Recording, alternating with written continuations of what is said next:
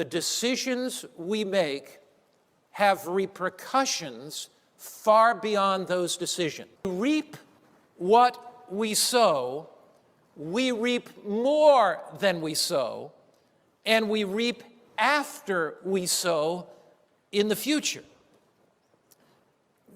Jacob deceived his father, and his future father-in-law deceived him.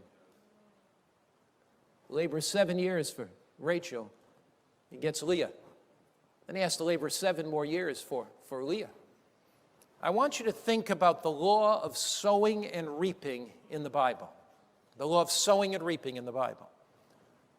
When you look at Scripture, very often, Bible characters reap exactly what they sow. For example, you got 3 Hebrew worthies that are thrown into the fiery furnace, but the people who throw them in are consumed and burned up.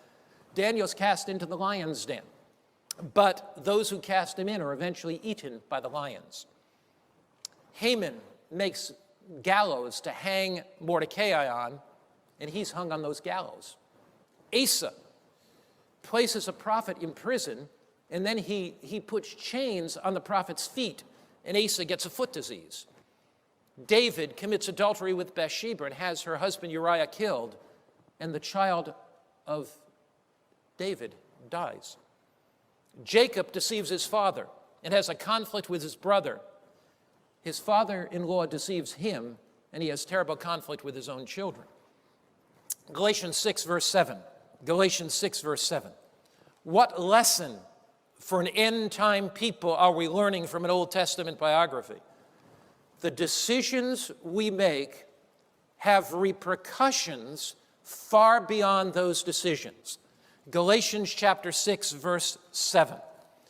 Galatians 6, verse 7.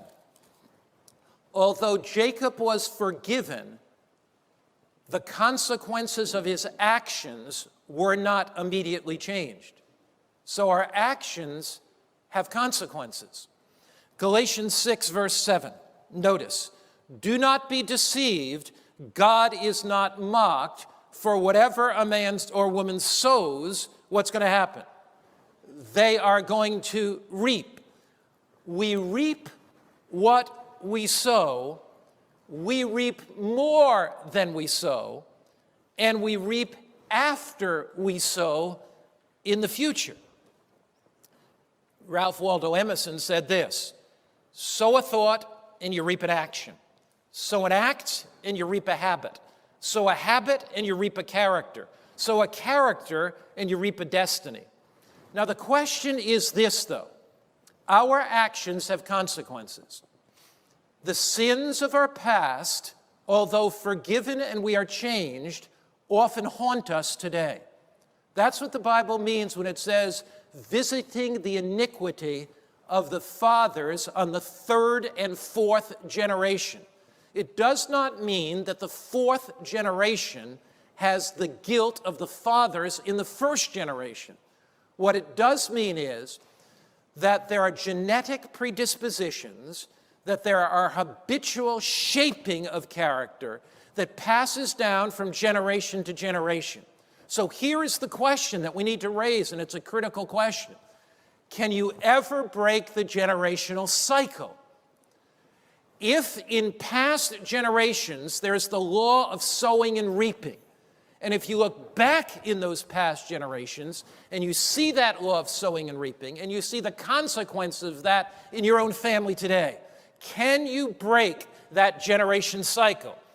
The traits of character developed in one generation are often passed to the next. But here is the incredible good news. We can break the generational cycle.